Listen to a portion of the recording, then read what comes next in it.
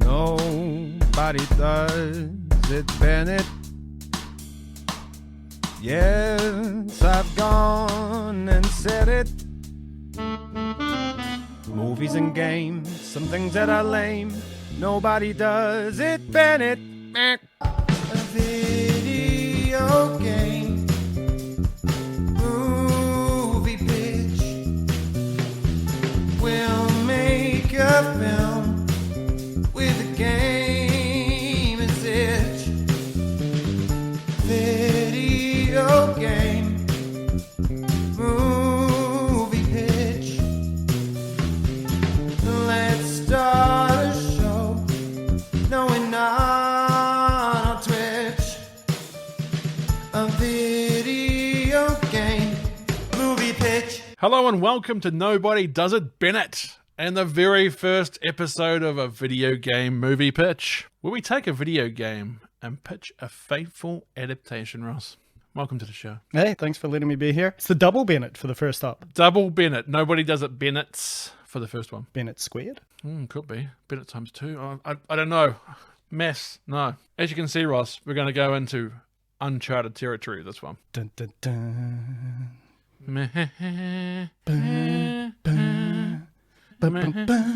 As you haven't guessed it already, we are covering the first game in the Uncharted series tonight, Uncharted Drake's Fortune, which was first released on PS3 back in November 2007. I still remember getting that and Infamous and the first Assassin's Creed and just rocking those. Do you know who gave you the Uncharted for Christmas that year? I don't know. Somebody that has a podcast now. It must be another guy then. Yes, we do know there is an Uncharted movie scheduled to come out starring Tom Holland. We know that. This is not about that movie because that one's not as faithful to the story of Drake's Fortune as this was going to be. In our opinion. They've said it's an original story. That's why Tom Holland's been cast, because he's younger. Nathan Drake, rather, Uncharted Drake's Fortune starts when he's in his mid-30s. This is going to be more faithful to the game because we've literally played the game and now we're making a movie of that game. Or TV show. That's the beautiful thing about this. It's content. It is.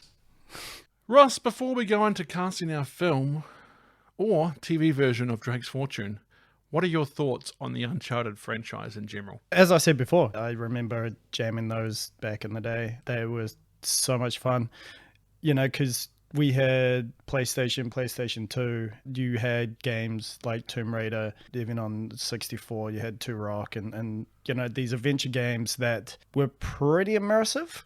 But then, you know, PlayStation 3 came out, the capabilities went up, and this came out of nowhere. I don't remember ever hearing about it before.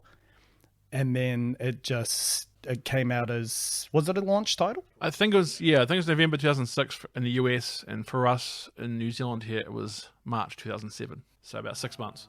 Yeah. So, you know, people had kind of had a bit of chance to see what was capable, and then it came out. It still stands up today.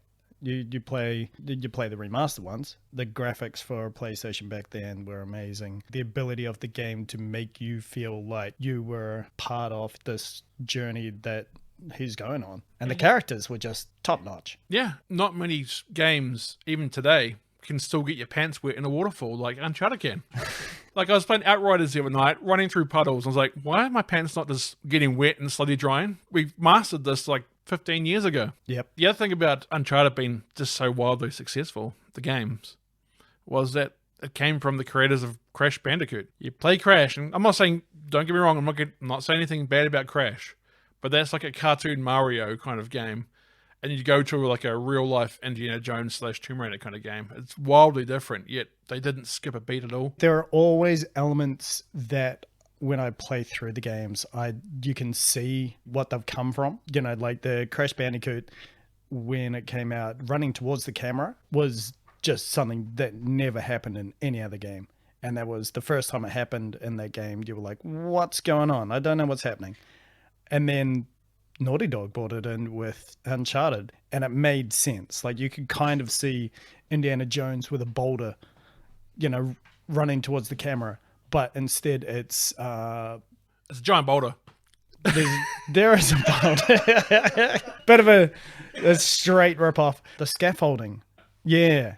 And that's the first time that he runs towards the camera, and you're like, cool. Although it's infuriating, because then you're like, when do I jump? I love every time you get an apple to go. Just the little things for me. Yeah, I've played all 4 of the main Uncharted games. I played a little bit of the Lost Legacy, the spin-off game, and never played Golden Abyss, which came out on the PS Vita. Apparently it's very good, but I never had a Vita.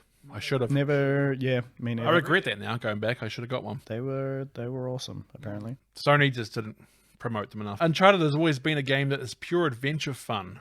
Reminds me a lot of Indiana Jones, but with a much more modern take. The shooting, climbing, and puzzle-solving elements are great and have rightfully become a staple of these well-crafted and addictive games. So these games are addictive. You're saying you played Uncharted Drake's Fortune the other night, and then you ended up playing the other 2 games in the original trilogy. Yep, I thought, well, I'll go back through, because I remember them being awesome. And then I finished the first one, and I was like, that didn't scratch the itch.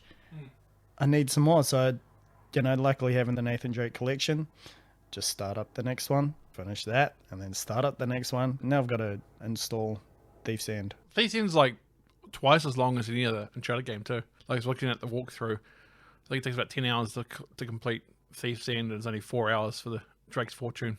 If you make no mistakes and don't get lost like I always do every time I play the game. Yeah. Or lose a shooting battle, which I could be stuck in the same shooting battle for an hour sometimes. That's it. Each one brought the stakes to a much higher level, and that was it was fantastic. And Nolan North is incredible. Like, he's done a lot of voice work, but when we cast this movie, I think it's going to be noticeable as well. It's going to be really hard to capture that magic. As I've done the script for my outline for what I'm going to do, either TV or movie, I'm not going to say quite yet, but a lot of the lines that are used in Uncharted are just cliche action lines. Just the sheer energy he brings to the role of Nathan kind of just puts it over the top.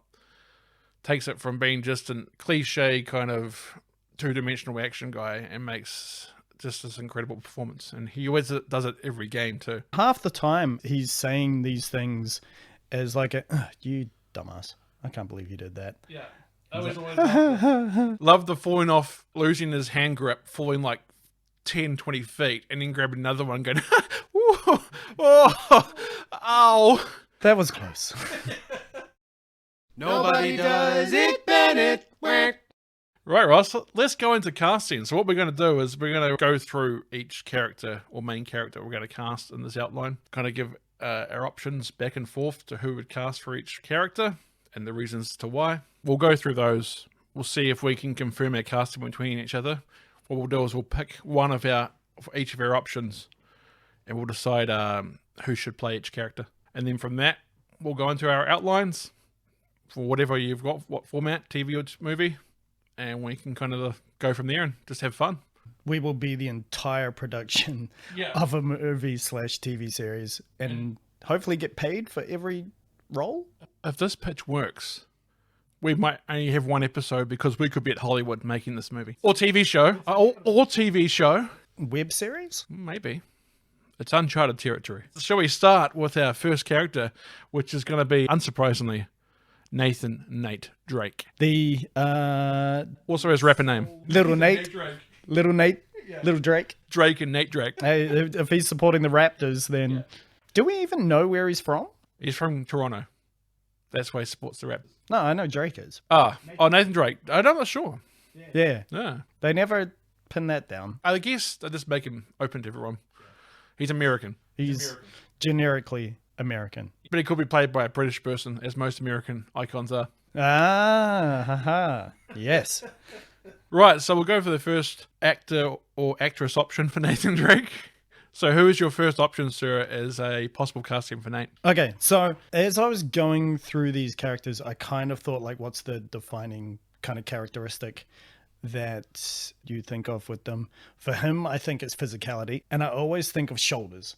You know, like he's broad shoulders. He's somebody's clambering around the crossover holster thing, and it just kind of accentuated it. Like my first one that I think could hold up, but isn't a superstar, Jensen Ackles. Oh, from Supernatural. From Supernatural. Interesting. Why would you think he's a good pick? Like he's kind of a little bit squat. He's, quite it's hard to see this on the format, but I'm kind of like, putting my shoulders out and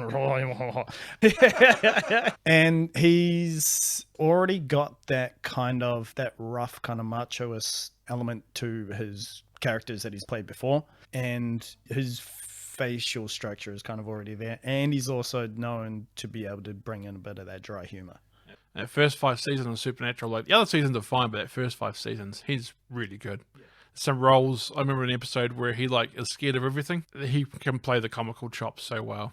There's a bit at the end of one of the episodes too where someone does I Will Survive, plays the music, and he's like in his car and starts lip syncing to it and starts jumping on top of his car, lip syncing to I Will Survive. So that's a really good one out of the gate, man. I didn't think about that, and damn, that's a good one. Got to bring your A game. Yeah. Well, I'm going to go for my first choice. I didn't go with Nathan Fillion because he's 50 and he's too old, I think, to keep making sequels. So if anyone asks, when did you go Nathan Fillion? I would have gone 10 years ago. You're thinking franchise. Yeah, I'm thinking franchise here. It's 4 movies at least, hopefully. But I've gone with someone who's just a little bit younger, but not a lot younger. I've gone, first option is Bradley Cooper. Oh, yeah. He's got that acting of the complete the macho man, like you say. He's also got the comical timing. If you don't think he's got comical timing, watch the A-Team or watch his performances as Rocket Raccoon and Guardians of the Galaxy, because he's really good there. And on Saturday Night Live. Oh. Yeah, he does quite a few little things on there. He's actually hilarious. Yeah, he is 46. He's roughly around about the same age as Robert Downey Jr. was when he did Iron Man. So that's my defense. So he's my first option to go with, but if I was going for an older one, I've got some younger ones on here as well. But yeah, number one option is Bradley Cooper. All right. No, I like him. I don't know why I didn't go for him as one of my options. Same thing with Jensen Ackles. Yeah. We've got some good options. Yeah. So option number 2, sir. Option number 2. I was originally going to put Nathan Fillion just because I love that little short that they did. So good. What was that? It was in a mansion in like Spain or something. Yeah, no, it was hilarious. And it was like, this is what it needs to be. But then that was how long ago? That was about 2 years ago. Oh, I thought it was longer than that. For one movie, he could probably still do it, maybe 2. But if you're looking to make 4. So the next one that I kind of thought of was, and now I'm also kind of thinking, he might be around about the same age. I don't know how old he is. Marky Mark. Wahlberg. Wow, he's in the new movie. Is he? He's played Sully. What? He's played Victor Sullivan. No, he can't be Sully. I know. I know. Okay, no. Mark Wahlberg was attached to play Nathan Drake for a number of years, but as they went along, they realized maybe they were going to go younger. That's why they went Marky Mark, because they're playing younger Victor Sullivan. So if we're going for Drake's fortune, hey, we can just insert Marky Mark there. I'm okay with that. I'm actually a big Mark Wahlberg fan, so let's do it. Yeah, that's the thing. Like, he can also do the comedic. It's actually quite surprising, considering that a lot of the roles that he's been in, like, have kind of been the serious guy. He's got the physicality for it. Don't know what age he is, but, the rejuvenation juice that he's taking to keep himself looking 35. He's very fit.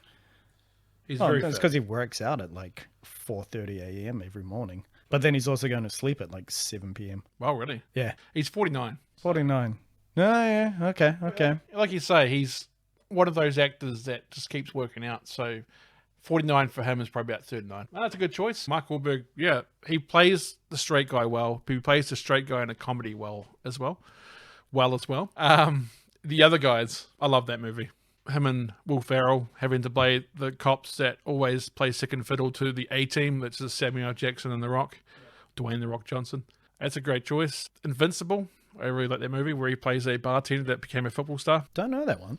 It's one where it's based on a true story. In the 70s, the Philadelphia Eagles were just struggling, so they actually had open tryouts. And he played just a 30-year-old bartender that never had really a chance, but was really fast and quite good. So he actually goes for it and gets in. Spoiler alert for the movie. He actually gets in. And so it's a normal guy in the Philadelphia Eagles. And Four Brothers I like as well. Yes. With Andre 3000 from Outkast. Yep. That's a really good choice. Especially if they make this new movie, we can go and say, hey, maybe he wasn't Victor Sullivan after all. Maybe he was an Nathan Drake. Yeah. Yep. I think we got to convince the casting directors. So my second option. Number 2. Number 2 for Nate. I'm going for Chris Pratt. Oh, yep. I thought Jurassic Park, he's got the swagger, and obviously Guardians, he's got the comedic chops. Yeah. He can play the serious role when he wants to. I think he can. And he can play the comical one, obviously, all the time if he wants to as well. But that's his natural. Yeah. I think he could do the physicality. I think he could play it off well. Because, like you say, for this character to work, you had to believe he's doing what he's doing.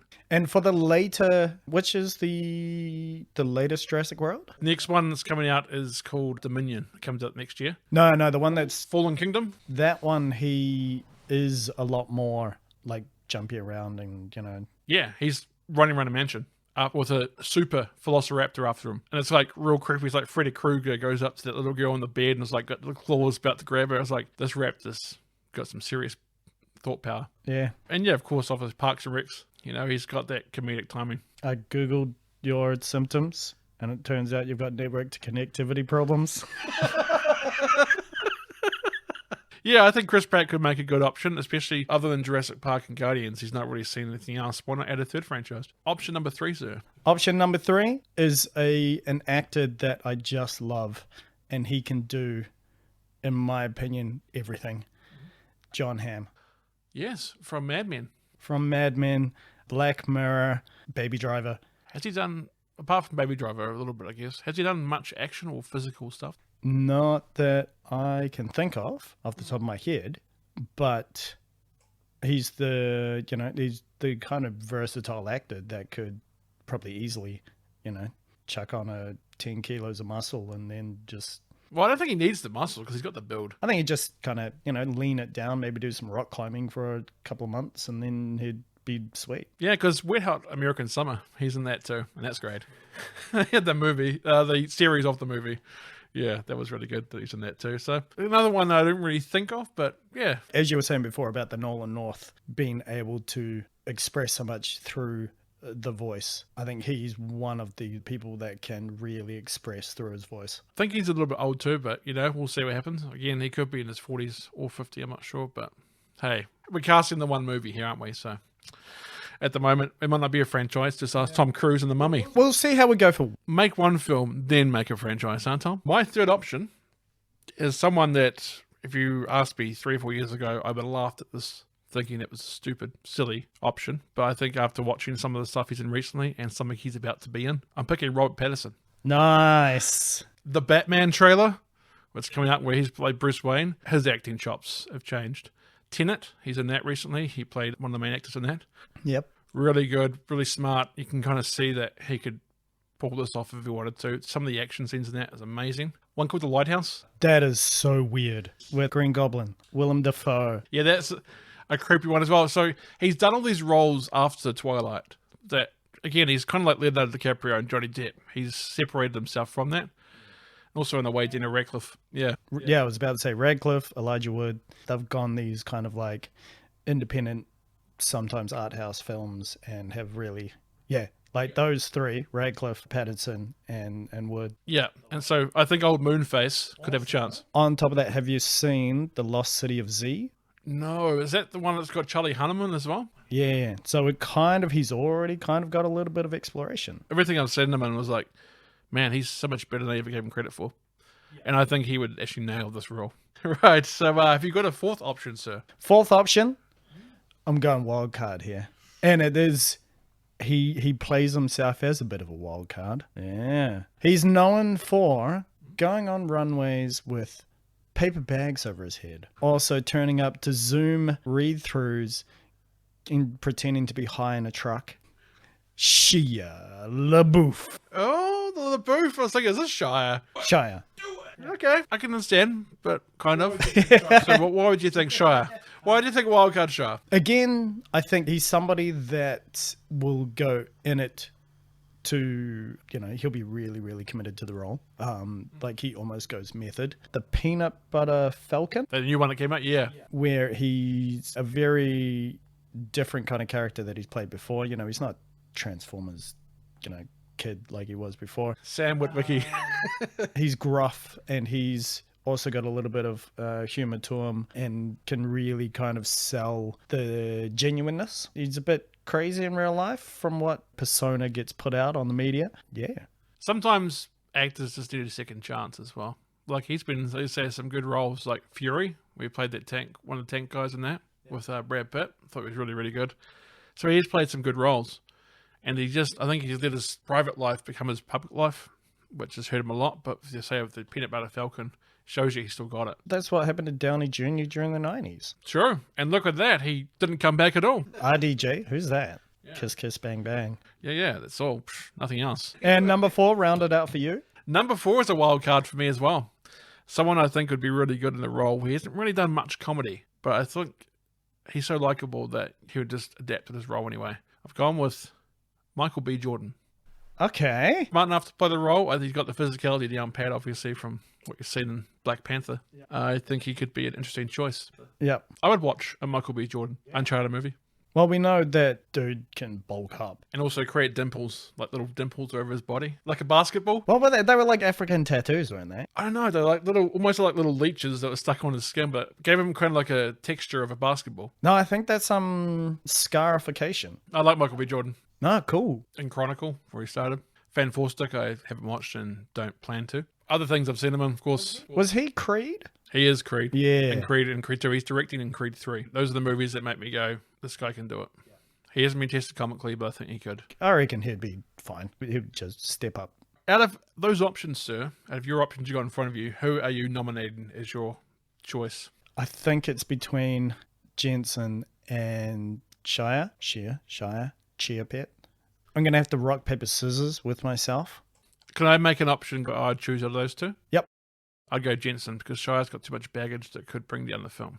Yeah. If people don't like Shia, then it might hurt the film. Okay. But Jensen, he's got a fan base that would love to see him from Supernatural. And also, he hasn't done many movies. No, did My Bloody Valentine. Yeah. That's the last one I saw him, but he'd be... I thought that was just a band. Apparently not. Apparently they made a movie. Okay, off the band. That's just my choice. It doesn't say you have to go with that, but that's what I'd go with. Yeah, well, that's the thing. He's had, 15 seasons of acting in a large thing under his belt. So. And he was actually in the final 2 for the running for Clark Kent in Smallville. He's in season 4 of Smallville, but him and Tom Welling, who actually ended up getting the role, were the final 2. They're trying to decide what kind of Superman they wanted. Did they want a big buff Superman at age 14, or did they want someone that was more like normal? And they went with big buff because, if you get Tom Welling, you get him. But then also, I can imagine that Jensen Ackles Superman moving into the Cavill Superman. Yeah. Plus, Jensen's not small. He's just not as big as Tom Welling. Yeah. All right, so you've made a decision, sir? Yep, Jensen. I'm going to go with Moonface Rob Pattinson. Oh, all right. So the reason why I would go Rob Pattinson over Jensen, I think Rob Pattinson's more proven to be a movie actor. He's more versatile, I think. He's picked roles to prove that he can act in any situation he wants to. I think he's someone that would work incredibly hard for the role. Say, after that Batman trailer, I think he could do it really, really well. And it'd be big money for the studio as well. An easier sell, I think, than Jensen going for a big budget movie. Defend that.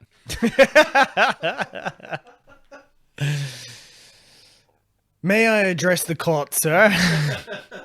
Yeah, I think Jensen would probably be wanting it more, like to prove that he has something.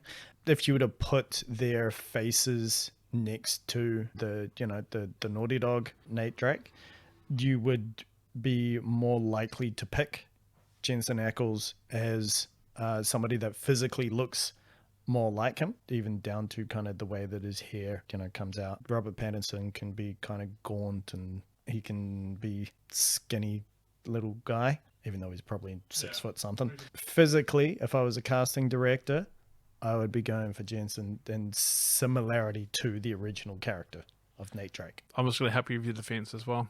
I would have gone with he would cost a lot less money. Ooh, yep. And he'd have more schedule because Rob Pattinson's probably filming 3 films at once. So if anything got delayed again, you'd still have Jensen Ackles to come and help you out because he's doing The Boys, but that's about it. The Amazon Prime The Boys. Yeah, he's playing like the first ever classed hero, kind of a Captain America kind of one. I love that. Yeah. I love that series. It's so good. And you're right, he's got the old-fashioned looks. He's got that voice as well that's very 1950s kind of 60s action kind of guy. So I actually will go with Jensen Ackles in that one. I could see him defining that role. Yep, sorry, Rob. Cool. So we've cast Jensen Ackles as our Nathan Drake. It all came down to money. Now Sam will have to do something else in Supernatural. Right, so the next one is for Elena Fisher. I'll go first since you went first last time. Yeah. My first choice is one that is a popular choice, I think, with the studios. I think she could do the role pretty well. but because of her previous roles, it might hurt her a little bit. But I'm going to go with Margot Robbie for my first choice. Oh, yep. I think she's a blonde bombshell that could play that really well. And she's got the spunk that Elena needs. Elena is not just a damsel that is waiting to be saved. She's someone who's there to make a documentary, and she's going to make that documentary with or without Nate's help. On the first 20 minutes of Uncharted, she smashes him in the face because, like, she got left alone. Yeah, and Margot's got that physicality. She's done Suicide Squad. She's done Birds of Prey. Yeah. I think she could pull that off, so that's why she's my first pick. Nice, right on. She was also fantastic with Once Upon a Time in Hollywood. You know how I was saying that there's a centrality to each of the characters. My one for Elena is capable. You know, she's somebody that will put herself into the thick of things. She's not afraid to, you know, go off in the pursuit of truth. She's quite noble in that kind of respect. And I think my first pick is somebody that I think within her persona on and off stage also kind of goes in with that nobility. And she's played a princess before, Anne Hathaway. Oh, yeah. Catwoman. Yeah. You know, I think she's a natural brunette, but that's fine. There's fantastic dyes and wigs and things.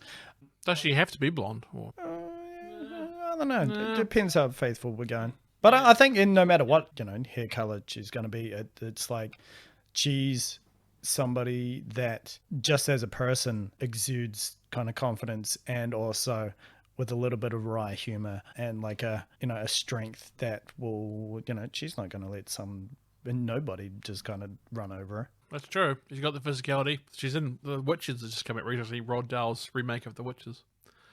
Or the remade Rod Dahl's Witches. Rod Dahl didn't make it. He's been dead for quite some time. Right, so my second option is someone that she's been around for a little while, but she really hasn't had a massive chance to headline a movie. I think she'd be really good. She's actually, at the moment, in Falcon and Winter Soldier. Emily Van Camp, who plays Sharon Carter, who's also in Winter Soldier. She's a love interest to Captain America in the Civil War and stuff like that. She was in a show called Revenge, I think it was, about 5 or so years ago. And she was also in drama, I think, Evermore, back in the day as well. She's looking her up there. Yeah. I think she'd be really good for the role. She's got the action she needs because she's done physical training and stuff for Winter Soldier, and also she looks really good in Falcon and Winter Soldier on Disney+. Really good pick for the role. Actually, looking at her picture right now, Yeah. she's a spitting image. Of Elena. Yeah. Wow. Good choice. Thank you. I didn't even think about that. I was watching it the other night. It's like, Yeah. Maybe. Yeah. Yeah. Which is weird because I've just been watching Falcon and Winter Soldier as well, and hadn't, you know, her character didn't even kind of register as like being a possibility. But now, good choice. Thank you. Option number 2 for you, sir. Sorry. Number 2 is somebody who she's led her own series previously, Netflix, and has been kind of rising through the ranks in terms of popularity. Anya Taylor-Joy. Ah, yes, she's very good. I loved her in Queen's Gambit. Queen's Gambit, the only series where I was like, chess is cool. I want to play chess now. Makes chess like Yu-Gi-Oh! In a way where like it's just drama now. Forget the game. I want to know this drama behind all this. I call Rook. She's also in The New Mutants, which I reviewed recently on JB's Real Cut, which is another podcast you can listen to. Even though she's somebody that has, you know, is rising up, and it probably, in terms of money, would probably cost quite a bit. I think she's somebody that's got the acting chops to, you know, really kind of smash this role. No, it's a good choice. I got nothing against that because Queen's Gambit was probably my favorite new show of last year.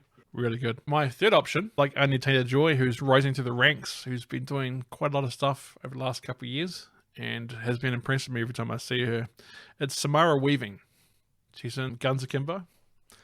I'm showing Greg my current screen because it's Samara Weaving. My third choice is Samara Weaving. It's almost like we have to go with that one then, I guess. Yeah. If we both picked her. Yeah. Is that the one you would... I was quite thinking between her and Emily Van Camp was my choices. Yeah. I think of Ready or Not. The one when she has to hide from the family? Yeah. It's such a good movie, and she just cranks it. All right, so should we cast her then? I think it has to be. It has to be. We both got her. Samara, like, you've done well. Yeah. Also, like, every time that I think of Samara Weaving, I think of Margot Robbie. Yeah. Robbie. And then I realize, well, actually, no. Samara is the person that I'm actually thinking of. I think Samara is someone she's a Margot Robbie on the rise. Margot Robbie's made it. Yeah. And Samara Weaving's on the rise. It's funny because they're both Australian. Didn't they both start on like Home and Away? I know Margot Robbie did. Or Neighbours. Everybody does Neighbours. Samara's uncle might have helped her as well, Hugo. Ah! Yeah. Yeah. Okay. Well, there we go. She'll be in the new Matrix. Won't be Will Smith, though. He had his chance. Yep. That's all right. Missed out on that. Right. Character number 3 is Victor Sully Sullivan. Ross, who is your first choice?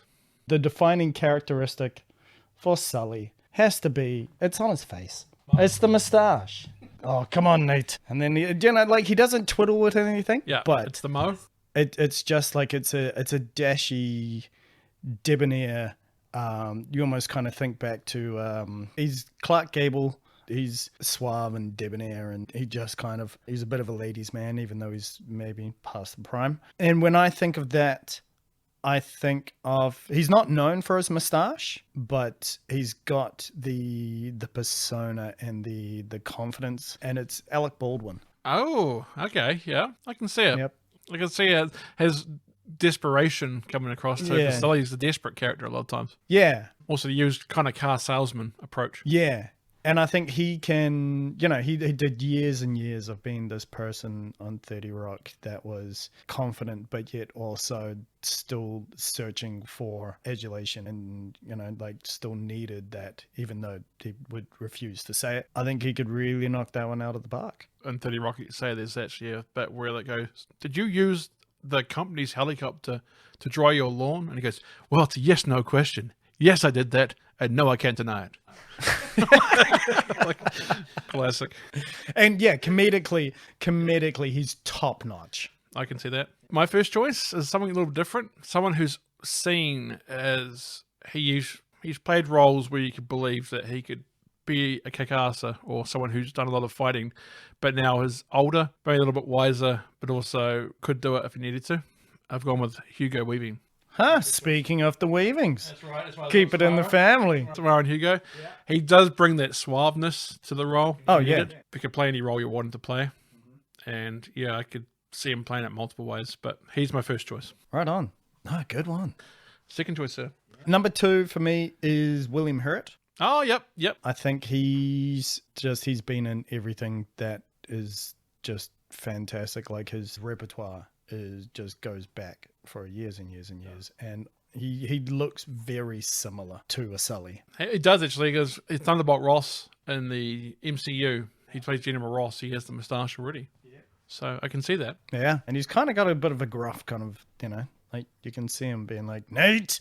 Well, of course he does. He's been hurt for these many years. William, you've been hurt. William uninjured until 25 years old. Something went horribly wrong. Never broke a bone till then. Right. My second choice is someone, again, going with the same similar thing to Hugo Weaving, where he's in the past been someone who's a butt kicker. He's also got such comedic timing that he'd be hilarious as well as someone you could believe in, and is Michael Keaton. Love it. Yeah. Love it. Doesn't have quite the looks, but I think he could do it if he wanted to. Just put the moustache and stuff on him. I've never seen Michael Keaton with a moustache. No, so it could be something new. His portrayal of Vulture, I think that was one where he kind of broke away from what people had known him. That and Birdman. That's what Birdman brought him back. Now I'm like an A-lister again, thanks to that. Other guys, I love him in that. He plays their chief in that. But yeah, so Michael Keaton is my second choice, sir. Who is your third? Nice.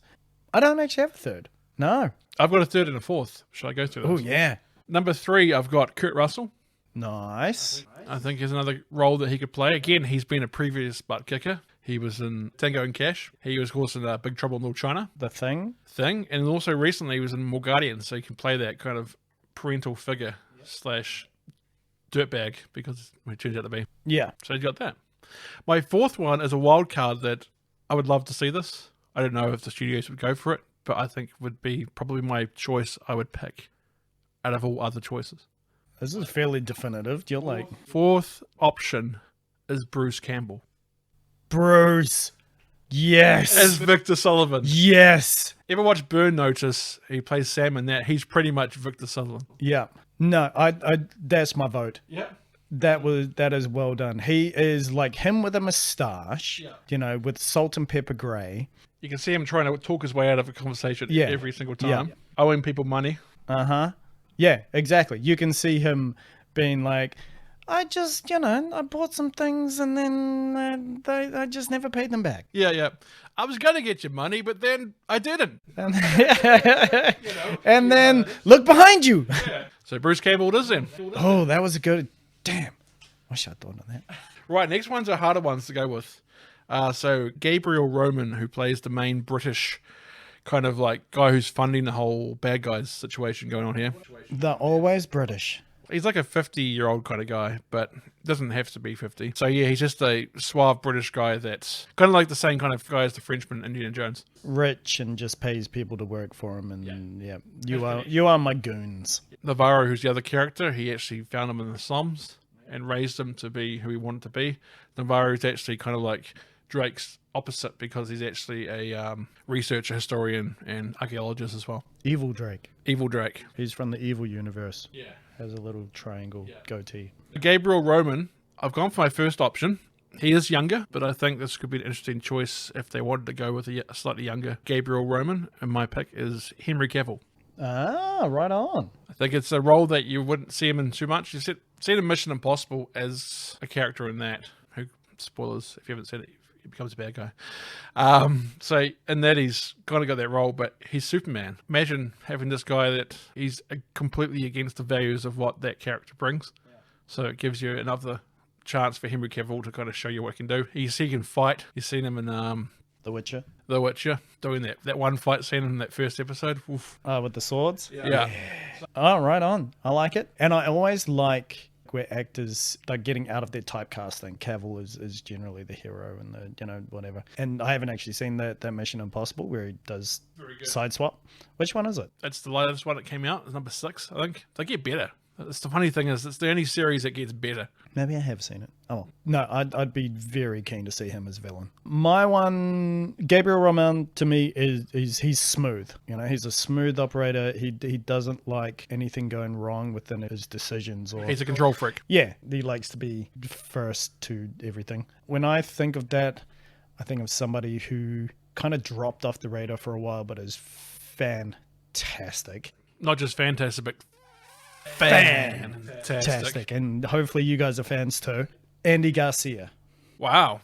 I haven't seen him since Oceans. Really? He can be really malevolent. He's a really good dick. Yeah. He gets under your skin and he just looks at you with his eyes at a squint and he's just like, you hate him. It's good. Yeah. I like that. It's like when he's disappointed in you, you're like, I'm sorry, Dad. But you're like, I can see that ruthlessness too. No, that's a really good choice. My second option is someone who's really kind of not been successful in movies for like the last 5-10 years. He's always pretty good in the movie himself, but he's not had success. And that is Gerard Butler. Ooh, nice. I think he would play a very loud, very annoyed kind of Gabriel Roman.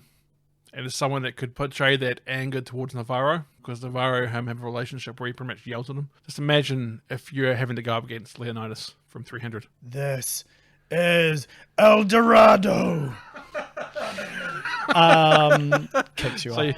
I love Gerard Butler. I'm also of the opinion that he is underutilized. I don't know whether it's just kind of been, the industry going against him for some reason. Him and was it Rock and Roller with Guy Ritchie should have been his comeback. He's fantastic. Also, he's Scottish, probably can bring that to British.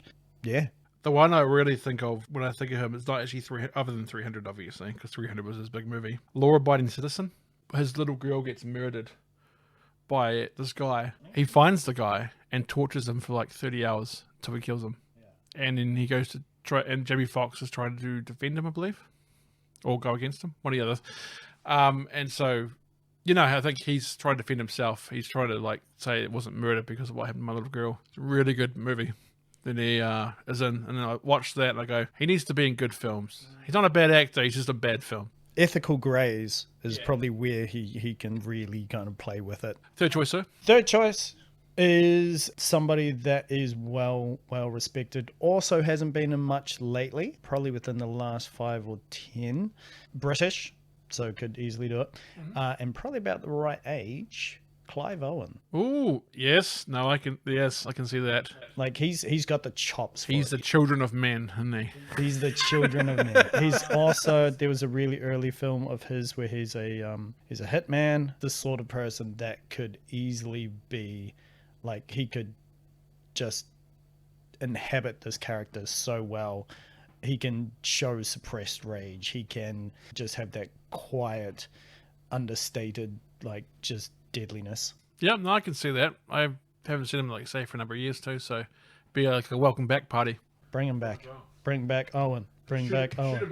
Shoot 'em Up was a big one too from when it came out. Like it went straight to DVD, but it was a movie that showed he can do action really well as well. My third option is someone who's actually the opposite of Clive Owen, who seems to be almost in every movie that comes out, but he's just so damn good. He's so good that you want him in everything. I've picked Idris Elba. Idris. Yeah. He could play that role really well. And he's I'm a big fan of him just personally. Yeah. Like, I love everything that he does. Stringer Bell. Yeah. Oh. The best character of any TV series. Do you know he originally wasn't allowed to audition for that? They said, we only want Americans. So okay. And he went in with an American accent. They had no idea. And sold it. They didn't know he was British, because I didn't know he was British until I watched an NBA thing. When I watched him as Stringer Bell, I was like, this guy's really good. And then you watch an NBA thing and he's in a voiceover, like, why is he putting on this god-awful English accent? I'd sometimes still think that he isn't. Yeah. And I think the British one is actually like his other. Yeah. Like, that's the accent that he's putting on. Like Hugh Laurie, yeah. With House, you think it's his accent. It's not, though. All right, so your third option. No, that's it for me. I've only got the two. All right, so out of my three here that I would go with, who would you go with first, sir? I got to go Clive. Because I was thinking Clive Owen. I think we should cast him. I think Clive Owens is a really good pick. He's someone that I can see that role now for so many years. I'm excited to see what he does. Idris has got the star power. Yeah. He's also got I think he needs to bounce back from the Dark Tower. Him and McConaughey got. Oh, McConaughey. He's American though. He can't play British accent to save himself. Oh, come on. I can't do it. His accent will only be all right. Okay, no. Clive Owen. Yep. All right, so for a Toke Navarro, who are you picking? I had no idea, actually, that he had been bought up by Gabriel Roman. He has, yeah. He talks about it in one of the cutscenes. Like, I should save you from the slums if this is what you're going to do for me. I was definitely paying attention to that. Yeah, it says it also in the Wikipedia thing that he was brought up, raised by him. This person is on a roll.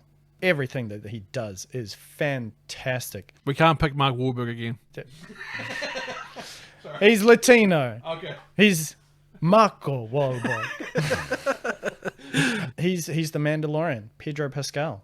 I was thought about him. Yeah. I thought about Pedro, and he's actually a good role. But reason why I didn't want to pick him is I didn't want to see him as an underling to Roman for so long in the movie. He's someone that you kind of give away that he's probably more than what he actually is because of the fact that he's Pedro Pascal. It's like, this guy is more important than we think, because a lot of the time Navarro's in the background for most of the movie or most of the game. But then if you look at, say, Narcos, he was great at like kind of coming to the front but also slipping into the background, and like he didn't have to.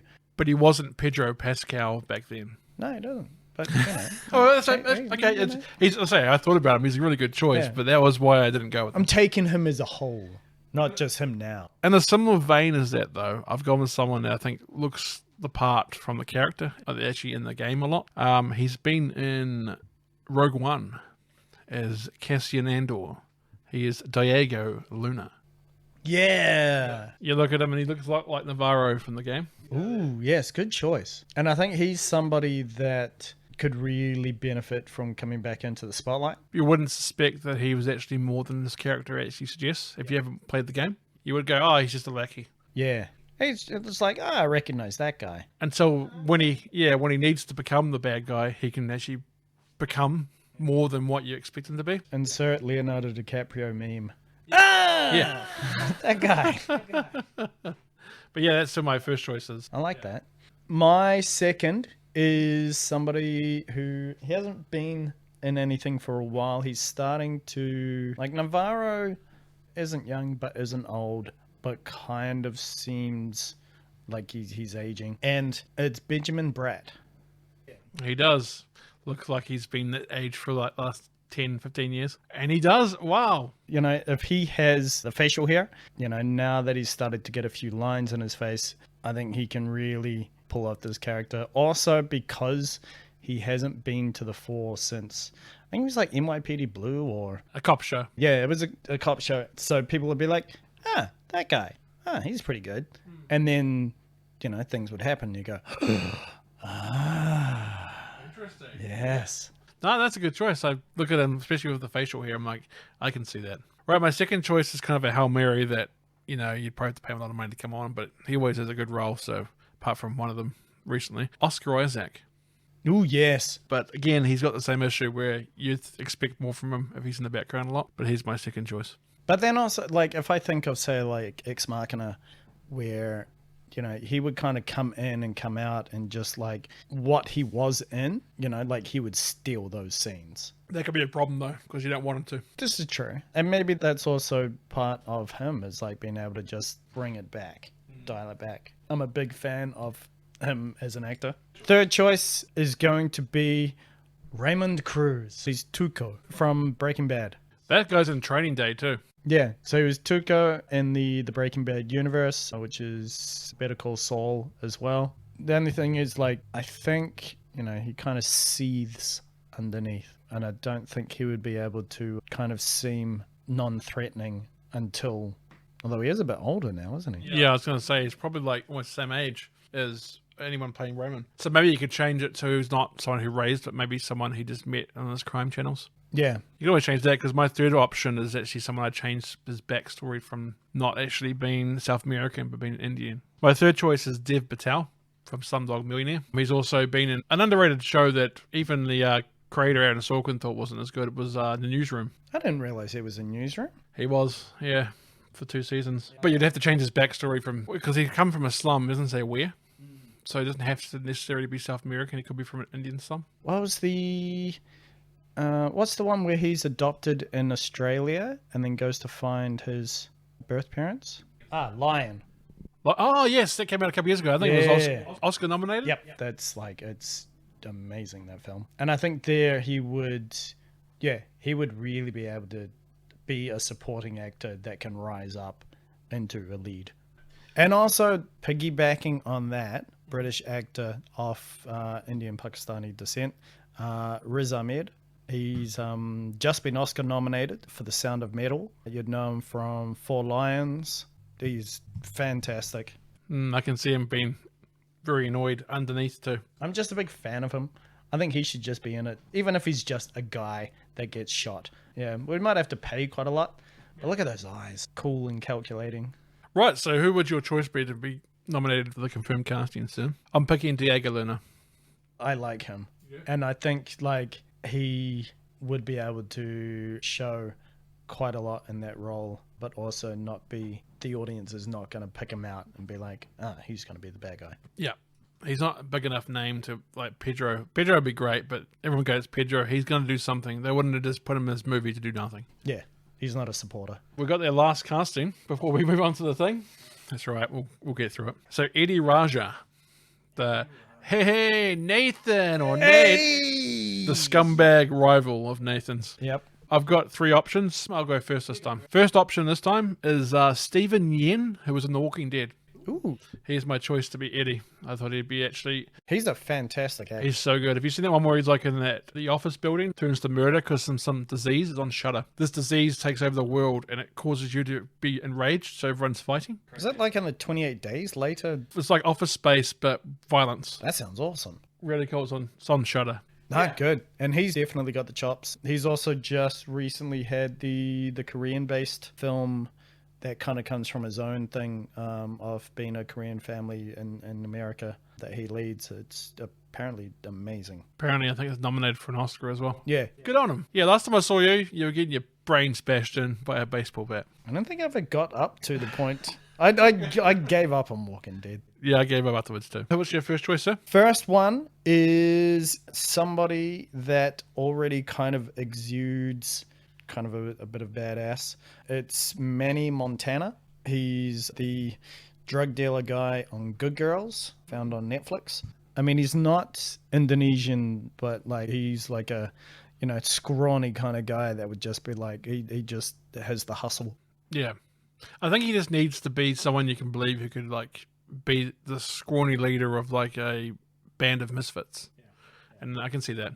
Yeah, it'd be a parallel kind of character from what he's known for. Good choice. My second option is Sung Kang, who's known as Han from the Fast and Furious series. Probably maybe a little bit too dashing for the role, but he's another option I thought of. He's a handsome dude. He's a very handsome man. So I thought, I'll put him in there because I like him. Fast and Furious, they are what they are. They're kind of fun.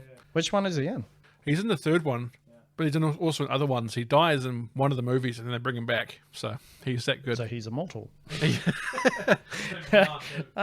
Okay. That's my second choice, sir. My second one is somebody that is Indonesian. He's already been able to hold movies on his back. And it's Iko Uwais. Ikouwais. The thing is, he's badass. Like, if you've seen The Raid Redemption, jeez. He's also getting known now because of those films. He's breaking into, kind of Western market because of the characters that he's played. He's always been really deadpan, kind of like, ugh. But he hopefully he could bring in a little bit of that swagger. I can see him as Eddie. Yeah. I see their face, yeah. I've already put him in as confirmed casting. Oh, all right. As Indonesian, he looks like Eddie. There's no one else that I could see that even go close. Yeah. My third choice was Simu Liu, who's Shang-Chi in the MCU. He's going to be Shang-Chi in the Ten Rings. He was my third option. Oh, okay. Iko Uwais. He's the man to take this role. Right, so we've actually cast now, sir. So, let's hear. We have confirmed casting. Nathan Drake has been cast as Jensen Ackles.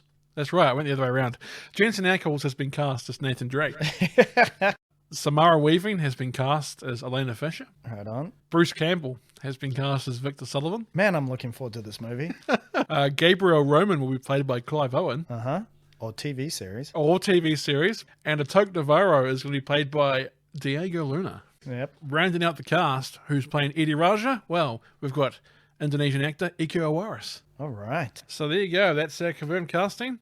Nobody does it, Bennett. We're going to our pictures. So do you want to go first? Are you going for a TV show or are you going for a movie? My thing is, as I was going through the game and as I was going also back through the walkthrough, I realized there's a lot of kind of cliffhanger events that happen. And I think there's too much of it to smush into an hour and a half, 2 hour movie. Even if you did, bring it out to 3 hours that some of them are getting up to. There's too much. I think with the amount of action that would be in it, you've got to stretch it out over time. And the way that things are going at the moment, the best stuff is coming out through TV series. Fair enough. I am picking a movie. Oh, yep. I think for this movie to work, because it's such a non-stop, just edge of your seat thrill ride, an hour and a half is perfect for this movie. Going through the walkthrough, a lot of the gameplay was just shooting people. So if you got rid of that, I think you get quite a good hour and a half, 2 hour movie in here, probably 2 hour movie, where you could just have the budget just explode into this one thing. Because with the TV show, my worry is you have to stretch things out. It might be a 5 or 6 episode show, but you're going to have bits where it's just like an action set piece, and you're going to have a quiet build up or something like that, then action set piece. Like, I guess in this one you could, but I think this one kind of lends itself to just one adventurous thing after the other. And with a movie, with this cast, I think you could do that and do it pretty well in 2 hours. Yeah. So we're going to go first. Your pitch then, sir. Yeah, so I'm thinking a 10-parter. I'm thinking, as you're saying, like, it's action all the time, just non-stop, just roller coaster. And when I think about that, I think of, we've mentioned it before, The Witcher. That was a 45 minutes per thing, 10-parter, no, 6-part. It was, I think, 8 parts. Yeah, it was a bit shorter, eh? Yeah. Okay, we'll go 8. Split the difference. With that, there was a lot of world building in it that you kind of had to do. You go back to Mandalorian, 22 minutes. It's just boom, boom, boom, boom, boom. Awesomeness. Action all the time. I reckon you got to go 10-part, 22 minutes. It kind of gets out to, it would probably end up being at the length of maybe 1.5 movies. But, it's short enough that people can just go get it in. And with the popularity of Mandalorian and especially the Star Wars universe, that the series that are going to be coming out, I think that's going to be a really popular way to go. So have you got what would be in each episode? Yep. So the episode 1, very similar to the game. It's discovering the journal, the reason for it, going to then, leaving Elena, getting to the temple. You get to do some climbing and running and swinging and all that, but it's not too much. Like, it's just, a lot of interspersed within, kind of like maybe a montage. Gonna have a montage. And then getting to the U-boat and introducing Roman. There's a lot of action there, chasing away, getting onto the plane, and then ending episode 1 on the plane crash. That's a good way to go. Yeah. You've got that cliffhanger and people are like, what the? Yep, that's a good way. Yeah. Episode 2. Episode 2. Well, you've obviously crashed. You're in the jungle. You get to see this fantastic fortress that they discovered that is on the island.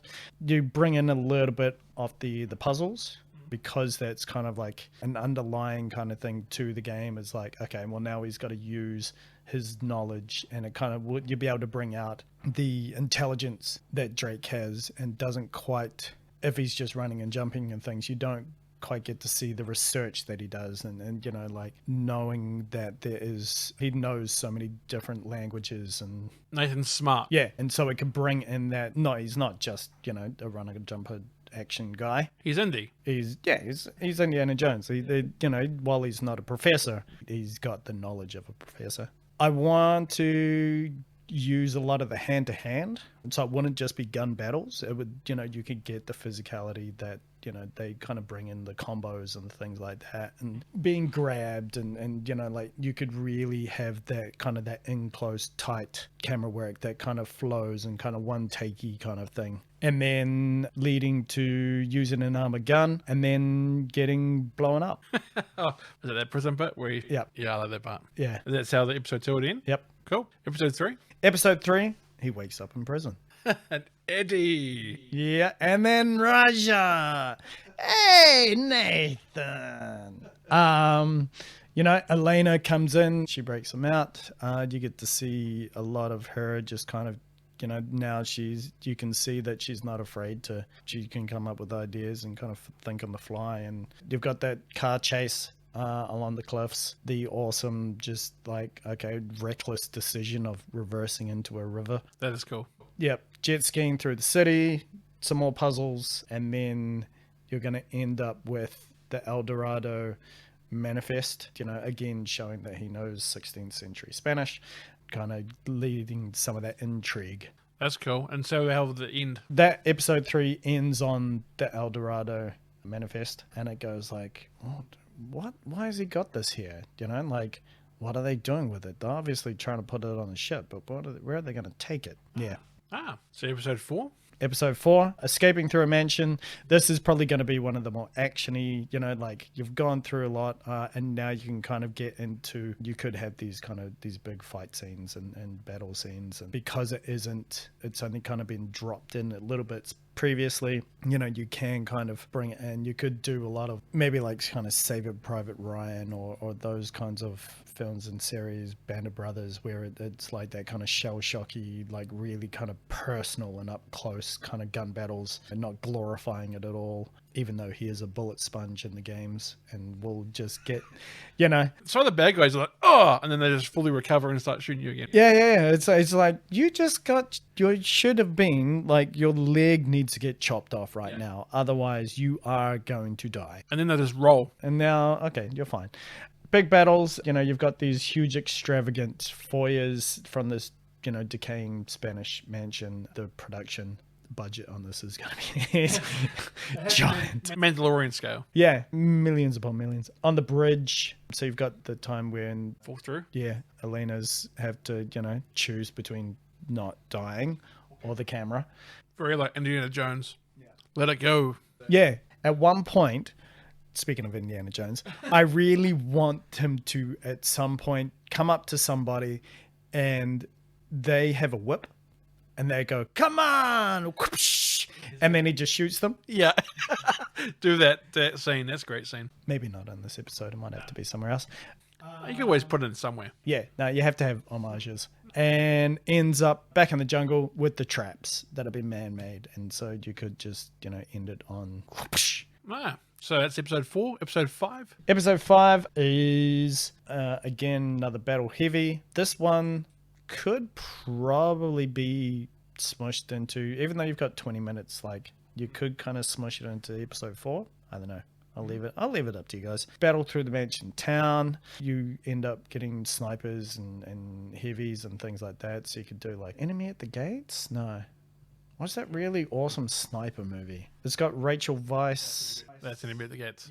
Yeah. End up at that. It's a really good halfway point, which is Sully, and you think he's working with Raja. The thing is, he's still alive. Yeah. Not only is he alive. The U-boat he got shot. Yeah. But also... he's with Raja. That's a good twist to go into it. Yeah. Halfway. Is that the end of the episode? Or? Yep. So that's episode 5. Episode 6. Episode 6, Sully escapes from Raja. They do a bit more puzzling in the library. So again, bringing it back to the research. Going underground into the crypts and the cathedral. Some more puzzling. And then you've got Roman and Navarre and Raja having the conversation that is... kind of about why they're there and how their dynamic kind of works. And, obviously Raja is at the lowest of them and the Roman and Navarro kind of dynamic. I reckon at this point, too, it should have it where Nathan starts hearing weird sounds, as he's walking through the darkness and he can hear them upstairs. He can also hear weird sounds come from somewhere. Once he's gone underground? Because he's walking, he's just talking normally, but you only hear weird sounds now and then, but they never talk about it. And then you hear it more and more. They start to get more freaked out. Scrabbling behind them and nothing's there. And kind of give you an indication of what's coming. Yeah. Right on.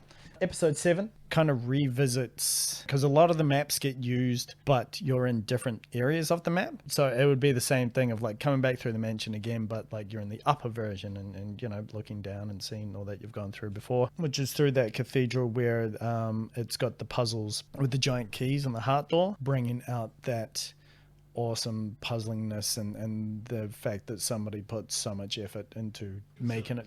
Yeah, making it so damn hard. Having a big battle in the graveyard and then going underneath and then, fades to black as they walk down underneath the graveyard. I reckon into that as they're underground and you hear the noises again. Find out in episode 8. So you end up getting to episode 8. You got more puzzles in this huge underground reservoir. Then you meet up with Raja as you find Drake. You've got the person that you've been following and he didn't get very far, but that's for a reason, which you find out to be zombies. Wendigos. They're a Native American folklore where they're the cannibalistic remains of people left behind. There's a curse sort of thing. If you eat flesh of a human, you can become a Wendigo. And you become kind of immortal, don't you? Yeah. Yeah. You become immortal, but you feast on human flesh. But in this one, I think at the end of the game, he opens up that thing. He tells them to open up the chamber. Yeah. And that's when all that dust blows into him. That's turned into a Wendigo. Okay. It's almost like a disease in this. Yeah. But I mean, when you first see them, you're like, what the hell? There's no rationality to it. It's just zombies. Wendigos are really, really fast. That's the difference between a zombie, I think. Then, you end up in the German vaults and then ends on that video where they do find out about strapping them to the Eldorado statue and they go crazy and turn into the Wendigos. Explains it more. So that's the end of episode 8. 9 is... getting through the vaults. You're battling Romans, guys. You're battling the Wendigos. It's just absolute craziness. You're in the dark. There's just flashlights and this claustrophobic feeling. I've got on my one as well. Just because you go looking for the power switch. When you turn it on, it makes a loud noise. And when he turns it back on, all the lights come back on. That's when the Wendigos are all around him. I hated that fight. Playing that, jeez. Yeah. I almost rage quit. But yeah, you can really put the audience in there through the use of sound. And battling to the outside, meeting up with Sully, and then finding the statue, and then end the penultimate. Would you have Elena kidnapped? I think that probably happened mid episode 8. Yeah. Oh, no, I had that. No. Earlier capture of Elena. Yeah, so that was earlier in episode 9. And then you find Navarro and he betrays Roman. You find out what the statue does, and you also see his motivations have been all along. Yeah. And then episode 10 is just get Navarro, jump on the helicopter, do the awesome, like, swinging on a statue, get to a ship, battle with Navarro, rescue Elena, statue and Navarro go down to the bottom. Sully turns up and goes, hey, got a boat, got some treasure, let's go. Boom. Yeah. I can see that now. Like, it seems like it's nicely stretched out. And that episode, like Mandalorian episode, only like half an hour each. I can kind of see that being quite good. But I still think movie. I think because of the budget and want everything to be like action packed. I think for Uncharted, for me, what it needs to be is just constant non-stop, just one to the other. And I think if it's a TV show doing that, it'd be too much. That's why I'm going to go with this. All right. It starts with the underwater scene of the coffin, and the following text comes up on screen. There must be a beginning of any great matter, but the continuing unto the end until it be thoroughly finished yields the true glory. Sir Francis Drake, 1587. Elena records the video while Nathan opens up the coffin. The coffin turns out to be empty, but the coffin does hold some secrets, however, as Sir Francis Drake's journal is inside. Elena says, "Are you sure you should be defiling Nobody your does ancestors' it, coffin Bennett." like that?" Nathan's like, "You make it sound so dirty. Besides, you can't defile an empty coffin." As they have the journal and stuff like that, the pirates obviously come out. And as they're trying to escape and got Sully on the phone, it's like, "Sully, we need help now." As they're fighting off the pirates. It's a really good start to the movie. It's just an action pack. You're in it.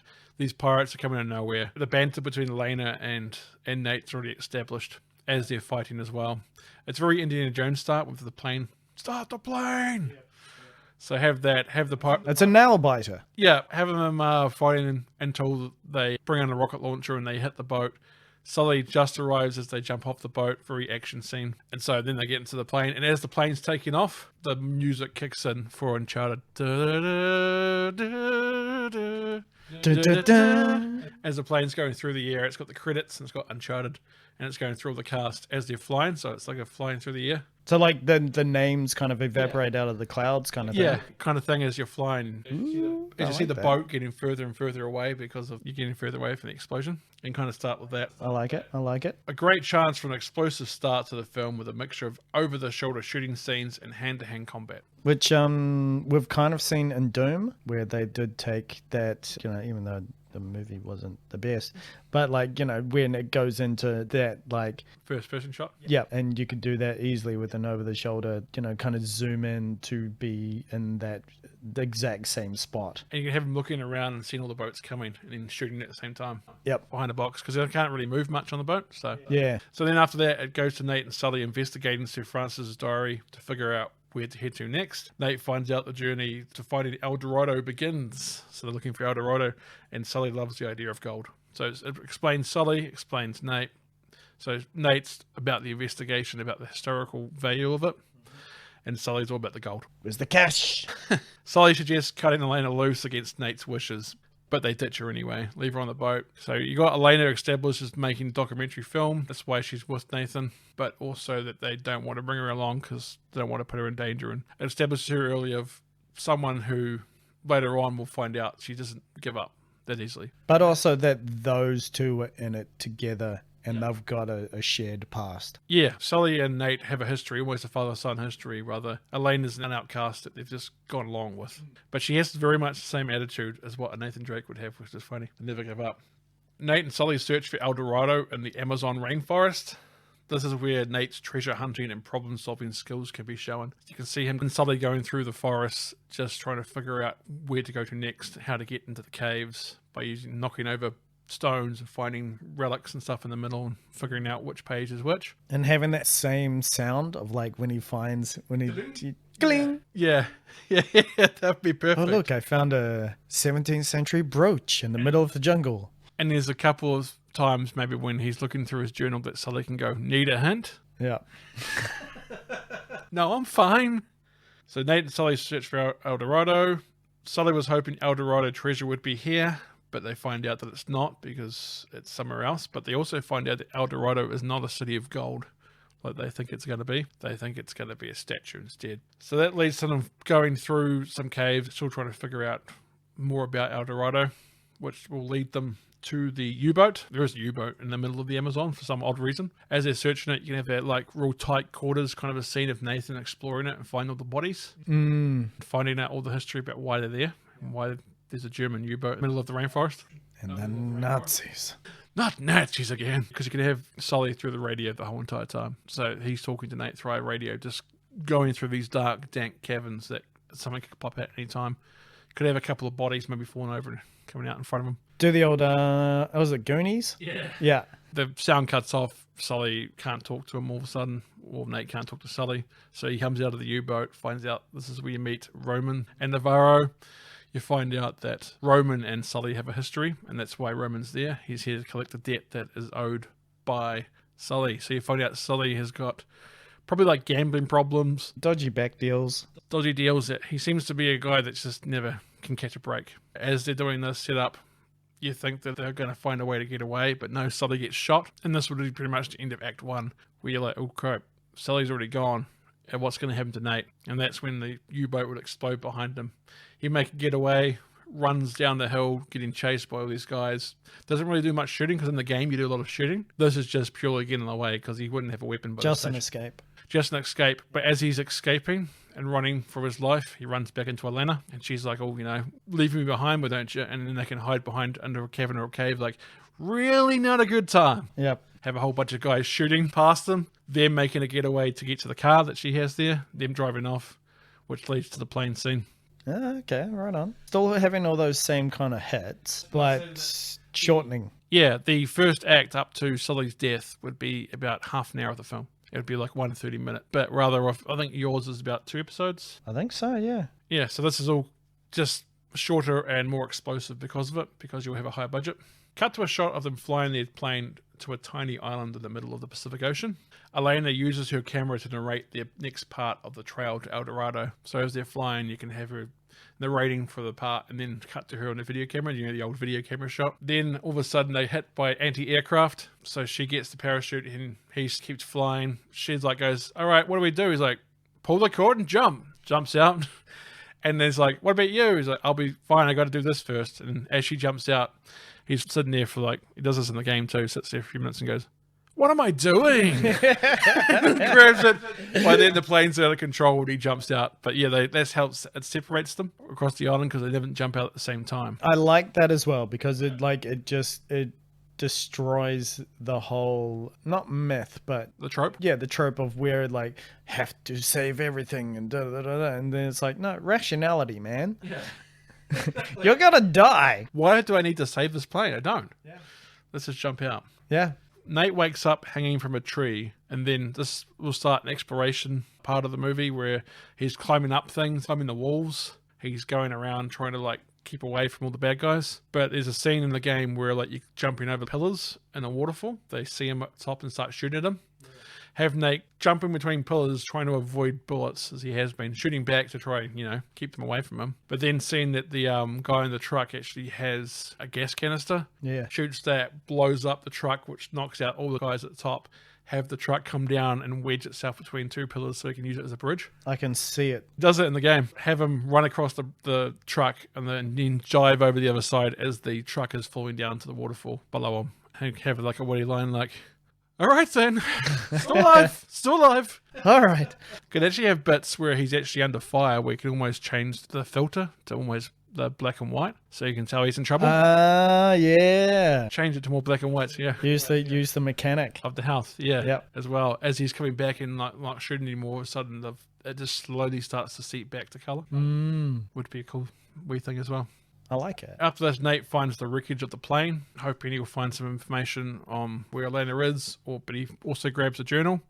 Have him in the tree, though, trying to awkwardly not fall out of the plane and not have the plane fall down. Have that, grab the map, and when he's in the plane, he actually sees Elena's parachute from afar that's hanging from a fort that's heavily armoured. Have him go from the plane, but have him climb on the outside of the fort because it's not guarded there, because it's a massive drop to the ocean. So have him another one where he's climbing with the rocks and having some of the hand grips fall and slip, and have him fall down and grab it.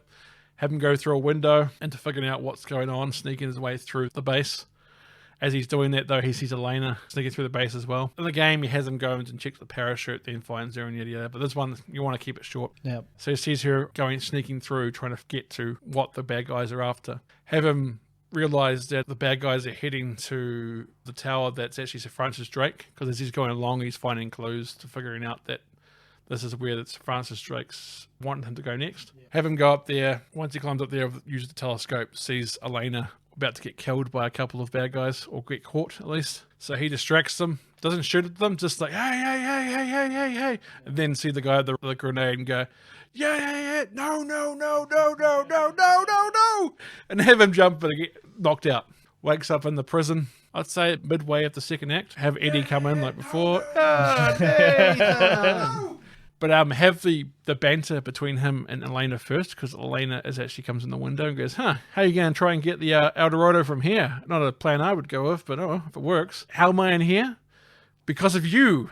And have that banter. But then she go, all right, I'll be right back. And he's like, just leave me here, fine. And all of a sudden Eddie comes behind, Nathan. And then have the line that Eddie actually has in here. Eddie's saying that if you help me out, I might let you live, maybe. And Nathan's like, that's not really much of an option. I don't want to. It's either die now or die later. And Eddie's like, well, then we'll kill the girl too. And he goes, well, the girl's long gone. You won't find her. And that's what Eddie will be like, I will find her. Tell me, how much trouble can one girl be? That's when the back of the whole thing comes out. Smash. And then Elena's like, Nate, get on. And have Nate do the old and jump off and drive off. And this starts the action scene where they're in the back of the Jeep and shooting down Eddie's men. They're shooting. As they're shooting and blow up a couple of the trucks, they drive off in another area and they realize that Eddie's men have stopped following. Have just stopped. And he's like, I guess they've given up. Oh, we're fine now. And then turn around and find out that it's the edge of a cliff and have them turn around, spin around and have it on the edge. Have the Eddie scene again where Eddie's like, one last chance or else you're going to die right here, and have him go to Elena. And Nathan going, hold on. And then she's like, I'm holding. Shows her wrapping around. You're gonna have the Ronald McDonald song. Yeah, make it click. If you're in the car. From there, have them do the reverse thing into the water. Have them escaping. Which is something that I can't think of a movie that has had anything like that. Since Indiana Jones. Yeah. It's the swashbuckling adventure is kind of gone. Yeah. And this will bring it right back. So after all this, Nate and Elena look at the camera and Elena shows Nate that the treasure had to have come through the port. As he's looking for Elena through the telescope before Nathan Drake's tower, you can see all the smashed ships of the Spaniards. So he knows the Spaniards never left. They never left. And then that's where he found Elena. So Elena shows the port, though, that all the stuff must have gone through there because that's where the gold was. That's where Nate says to her, we have to get out of here. I don't care about the treasure anymore. It's not worth our lives. And that's when Elena's like, so that's it. You're just going to forget about the treasure. Forget about it, Drake. Nate's like, God damn it, Elena, it's not worth dying over. And that's when we can get serious. So we need a comical and a serious guy, because there's moments like that. It's like, he really means it and he feels it. Elena's like, okay. Either way, we need to make our way back to the harbour because there's a boat there, obviously, at the port. So they're going to try and take one of the bad guys' boats and get out of here. This is pretty much be towards the end of the second act, where they're trying to decide if they're going to leave and not actually continue the journey. This is where the act would end, because it's a good way to end the act, for the darkest point where they've given up. After that, Nate and Elena make their way back to the harbour. They come across old ship manifests that find out where Eldorado actually was, so they could probably figure out where it went to afterwards. After that, Nathan goes down and tries to get a boat from the harbour. As he's about to run out and go, okay, there's 10 of them, one of me, 10 of them, one of me. I like those odds. 1, 2, 3. And just about to go out, she grabs him back. It's like, you got to look at this. She's like, really bad timing. No, seriously, Nate, you got to look at this. And that's when he looks at the camera and sees Sully and goes, pretty good for a dead guy. This is when they decide now they're not going to go off the island, because they have to figure out why Sully, A, is alive, and B, why Sully's helping the bad guys. Because in that video, it shows him working hand in hand, not kidnapped, not tied up, but it seems to be working hand in hand with the bad guys. Doing the old stereotypical look back at the camera that he doesn't even know is actually filming him. So Nate says things like, Sully's a lot of things, but he's not a backstabber. And Nate realizes that they must be heading to the monastery after that, because they saw where they were in the helicopter and which direction they were heading, obviously, in the camera. So they head their way to the monastery. There's a bridge on the way, and Elena's still got the camera like before the bridge scene. She falls down the middle of it, has to make that choice, camera or your life. She's like, damn it. Throws the camera, shows the camera falling down just because, it's a good big shot. Realizing now that's about their survival and making sure the bad guys don't do anything nasty. This just got real. It did. It's no longer a documentary. This is for keeps. Now it's just escape. Get out. That's where Nate and Elena find a jet ski to ride up the rapids. So I'm only going to use one of the scenes of them using the jet ski. It's when they're up the rapids with the barrels. Have the bad guys see them going up there and thinking, Nate's like, oh wow, unprotected. This is amazing. You thought they'd at least have one or two people here. That's when you see all the guys on the side, seeing them going in, radioing in, all right, drop the barrels. Yeah. And have them like having to dodge all these barrels and shoot them as they're trying to escape the bad guys. As they're getting through, have them like going, they're still getting through and have like a shoot off or something. Have Nathan and Elena escape. So after they find a place to dock, they go into this forest that's just on the outskirts of the monastery. But the weird thing is there's no sound. Do you hear that? And Elena's like, what? And Nate goes, nothing. Absolutely nothing. No birds, no sounds at all. And that's when Elena... Which is very creepy. Yes. And Nate's like, also, I think we're being watched. This is where Elena looks freaked out. And he's like, you know what? It's probably nothing. Let's keep moving. Yeah, it'll be fine. No worries. This is a good way to start showing you that the Wendigos are already out there. Yeah. And they're in the darkness. So that's why there's no sound, because no birds will want to come near them. Nate and Elena take out a few bad guys as they make their way to the monastery's front door, but decide to find another way in. Nate and Elena find a way in, and this is where they see Sully talking to a couple of the lackeys. He's like apparently telling the same story for like the 10th time. They're getting angry, and just as they're getting angry and walking away, they realize that Nathan and Elena's watching them from up in the window. Like, what are you doing? And Nathan's like, bang, bang. Roll around and shoot them, bang. And then Sully's like, what took you so long? It was all part of the plan. Yeah, exactly. You knew I wasn't working with them. Kind of moment, which if it's done by a lesser actor, it wouldn't work. Yeah. Bruce Campbell, though. He'd be like, I've been holding these guys up for days waiting for you guys. Yeah, no, come on, man. Tapping the watch. Yeah, exactly. Nate's like, well, you're looking awfully good for a corpse. So he's like, I see you brought the girl after all, huh?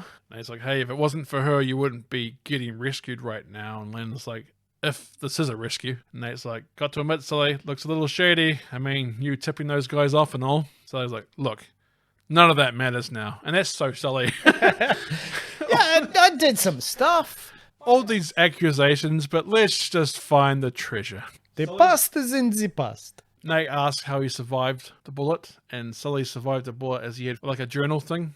I don't think it's from his Drake one, because the thing is Drake, so it must be another journal. Some sort of journal in his pocket that stops the bullet from actually hitting him. And once Roman realized he was still alive, Sully, he teamed up with him. You couldn't find the treasure without me. You might as well have me alive till you get the treasure at least. You know, talked his way out into it again. Yeah.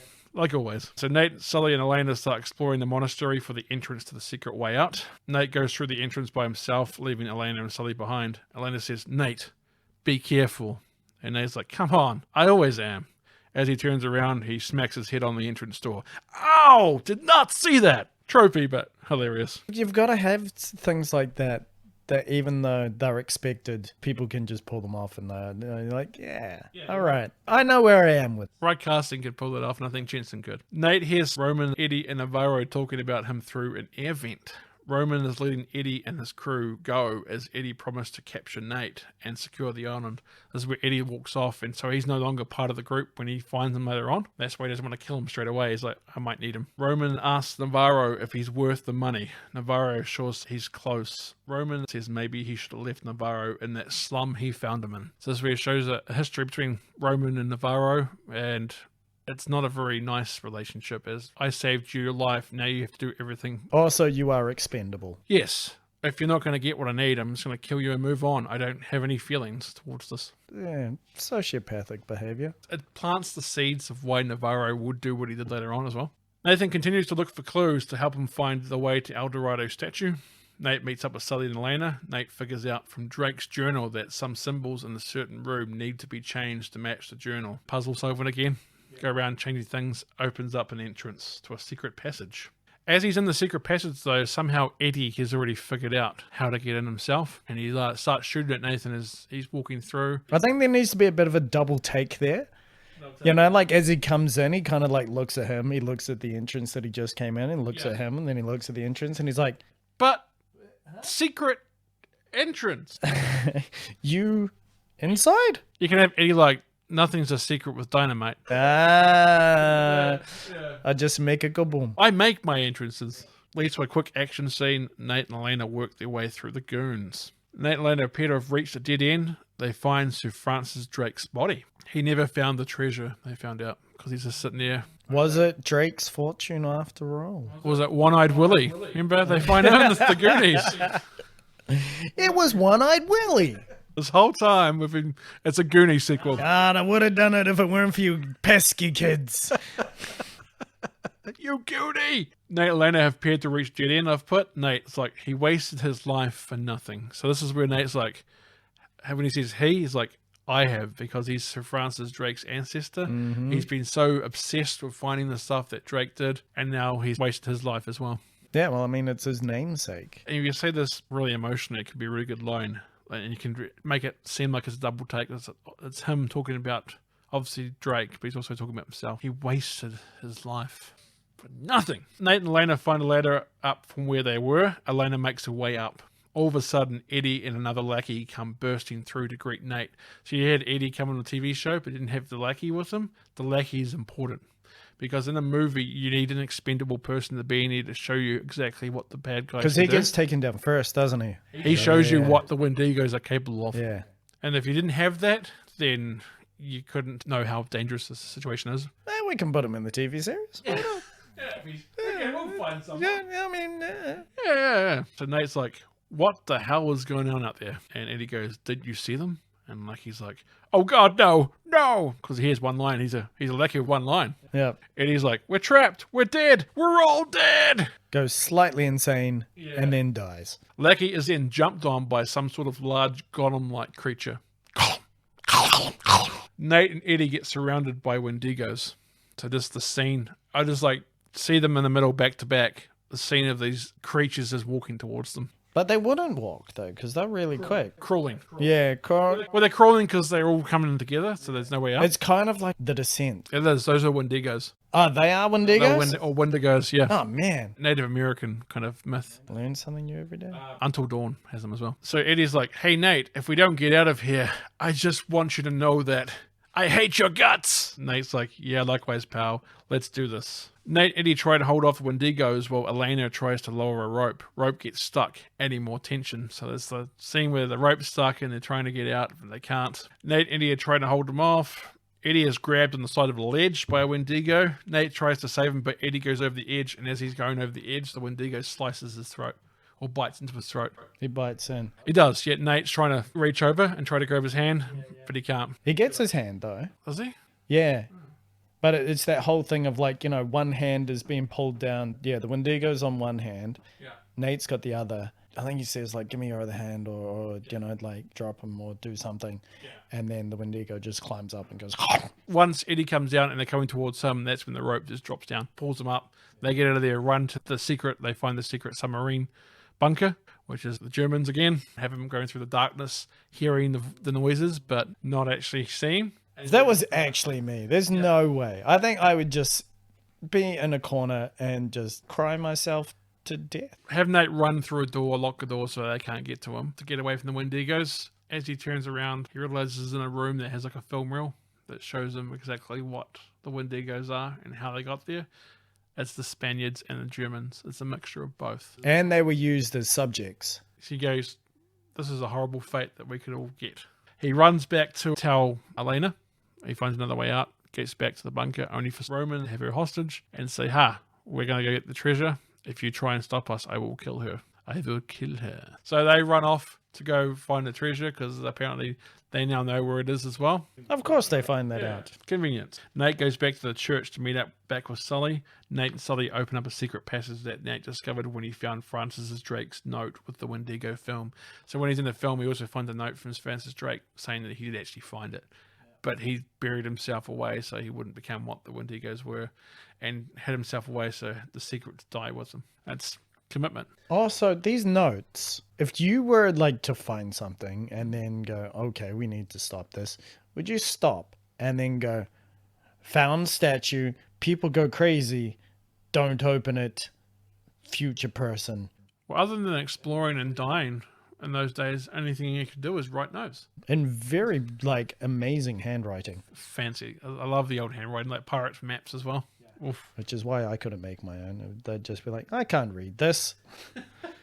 Nate and Sully go underground where they discover Eldorado, except Roman already has found it. His men tell Drake and Sully to drop their weapons. Drop your weapons! Or he'll kill them. I know he's British, but... I think you've gone on to the Nazi thing a little bit too much. Roman then approaches the Eldorado statue. Navarro says that Roman needs to open up the case to reveal the true treasure. Another Indiana Jones moment, except it's not treasure, but the cursed spores that infect a host and turn them into Wendigos. Navarro then shoots Roman in the head because Roman's like, Navarro! As he's coming towards him like a Wendigo. You could almost do like Train to Busan style, like metamorphosis. Oh, I love that movie. It's great. It's so good. As he's shooting him, Navarro says, adios. So little imagination. And Nate goes, Navarro, that statue wiped out a whole civilization. You don't know what you're doing. Navarro says, wrong! I'm the only one who knows what the hell he's doing. Do you know how much on the black market this disease will fetch? Don't do it, Navarro. He's into biological weapons now. He's gone Umbrella. Full Umbrella from Resident Evil. You're going to find him like at midnight in the Louvre, like auctioning it off. It's like Fallen Kingdom again, like Jurassic World, where they auction off dinosaurs. Navarro's men start to tie harnesses around the statue, and a helicopter flies over top. As the helicopter prepares to leave with the statue, the screams of the Wendigos start to invade the room. Navarro leaves with Elena. Sully, what are those things? Nate's like, it's the Spaniards, Sully. They never left. They were here all along. The Wendigos start to attack Navarro's men. Nate uses a distraction to jump onto the net, holding the statue as it takes off in the air. So you have the whole hanging on a statue as a helicopter swinging a statue in the air. Reminds me of Batman Forever when he's hanging on the bottom of the helicopter. Yeah. The weight of Nate and the statue is too much for the helicopter, so it has to crash land. But it has a bit where the lackey's trying to shoot Nathan off it as well. Navarro is saying, stop shooting! You might hit the helicopter! So it shows him again he's not as stupid as some of the other lackeys are. It's not just get him. It's like, dude, think about it. Yeah. After they crash land onto the ship, Navarro orders his men to kill Nathan Drake. Nate takes care of them, but then sees that Navarro has a sniper locked on him.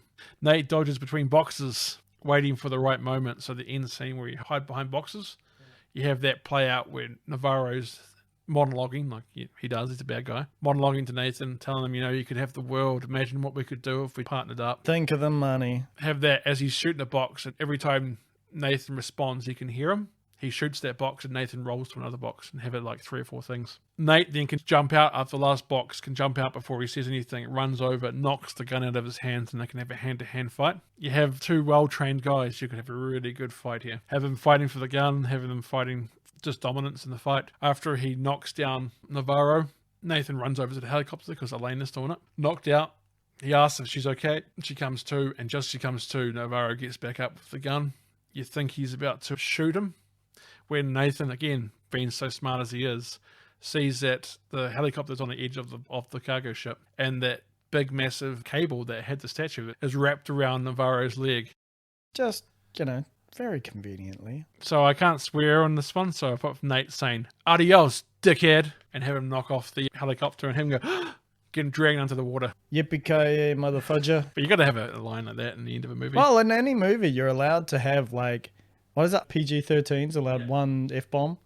Yeah. Helicopter drags Navarro and the statue to the depths of the ocean. Nate and Elena have a loving, tender moment with the sunrise in the background. Sully ruins the mood by arriving at a boat. Just when we're about to kiss, that's when Sully, good old Sully, shows up. Sully's like, I found us a boat. And Nate's like, well, you already have a boat. This is a big boat. Sully's like, I like this one better. And as he says that, he reveals the gold that's in the cargo. Spanish doubloons. And Nate goes, Sully, you beautiful man. They sail off together while the tender part of the theme plays. So there's a Tender Nate song playing at the end of the movie. Fade to black? End of movie. So there you go. So I reckon you could fit that into 2 hours. It'll be non-stop. Have those classic lines because it's not done by characters. I think we can pull them off as well. What I like about the Uncharted being a movie is the budget doesn't have to be sacrificed. Because generally you're going to get 100 to 150 mil. What I like about the fact that our cast actually suits a TV series because they're all not high budgeted actors. They won't be busy making movies all the time, so you could actually fit that into a TV role more. So either way, I think you're going to get a really good show or movie. I'd watch either of them, but really look forward to it. Like if the Uncharted movie with Tom Holland comes out and is done like this, I'm going to be like, what could have been? Tom Holland, if you're listening to us, get on to your writers if they've got any jobs going. To say Drake's Fortune is ripe and ready for a movie or TV show. If you agree with us or disagree with us, well, yeah, we're okay. If you have any criticisms or you'd like to just say what you think would be better, a TV show or movie, why not you hit us up? If you'd like to tell us which pitch you prefer to see or have your own ideas, let us know via the Nobody Does It Bennett Facebook page or on the Twitter at Nobody DI Bennett. That's Nobody DI Bennett. Or through the email nobodydoesitbennett@outlook.com. That's NOBODYDOESITBENNETT That is Bennett with 2 N's and 2 T's, in case people are like going, because there's so many ways to spell Bennett. You got to make sure you spell it out. Double N, double T. Thank you very much, Ross, for being part of tonight's show. It has been a blast having you here. Hey, no, this has been awesome. Been fun? I've loved it. Would you want to come back for more? Definitely. I'm really looking forward to hearing what other people would love to, what their take on it is. As Greg was saying, leave a comment, let us know, spark up the debate. It turns out, with the forces combined, we could make it even better. Yeah, if you think Mickey Rourke would make a better Sullivan, then sure. Crashing it. Only Sully with bad plastic surgery. Yeah, he just want to fight everyone. This is all we have time for tonight. We'll catch you next time. And remember, some others may do it better, but nobody does it Bennett. See ya. Ka kite. It's the end of the show, and now it's time to go. Don't be sad, just be glad. Then nobody does it Bennett.